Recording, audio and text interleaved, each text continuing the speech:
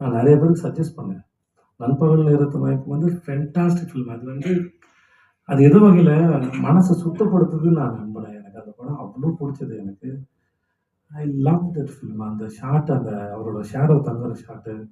அது மம்முட்டி சார் என்ன பெர்ஃபார்மன்ஸ் அது அது அது என்னன்னு சொல்லி எக்ஸ்பிளைன் பண்றது. அது வந்து உங்களுக்கே அந்த சில சமயம் சில கதைகள் வந்து ஓப்பன் எண்டடா இருக்கும். அந்த படத்தோட கேரக்டரே எனக்கு ஓப்பன் எண்டடா இருந்தது. ஓப்பனா இருந்தது. நீங்க என்னவா பார்க்குறீங்க? நீங்க பாருங்க அவர அப்படின்னு சொல்றதுக்கு இல்ல அது.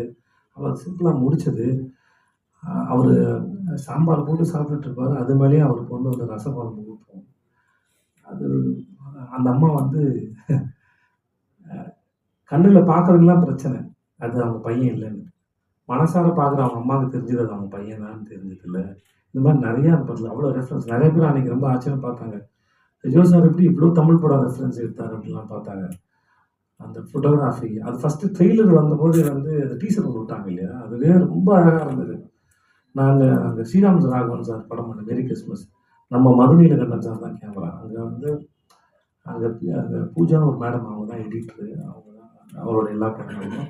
அவங்ககிட்ட கூட சொன்னேன் நானு. மேடம் இப்படி ஒரு படம் வந்திருக்கு. நீங்க பாருங்க மேடம் அப்படின்னு. அவங்க பார்த்துட்டு சொன்னாங்க. ஜெம் இந்த ஜெம்ம எனக்கு இன்ட்ரோடியூஸ் பண்ணதுக்கு ரொம்ப நன்றி சார் அப்படின்னு சொன்னாங்க. So beautiful film. ஐயோ! எனக்கு அது கிடைச்சிருக்கலாமே அப்படின்லாம் ஆசை கூட இருக்கும். நான் அந்த மாரி நடிச்சிருக்கலாம் மாட்டேன். சீரியஸா. நான் நாட் ஹம்பிள். அதுவும் அந்த 2, 2 நிமிஷம் சீன் இல்லையா? மம்முட்டி சாரோட சீன் வந்து 2, 2 நிமிஷம் தான் சீன். மாறி, மாறி ரெட் அண்ட் கிரீன் லைட்ல இருக்கும் அந்த பார்ல. பிரமாதம். அந்த சீன் வந்து எபிக் சீன் வேற. அது 2 சிவாஜி சார் சீன் வந்து ஒருத்தர் பண்ணியிருப்பாரு.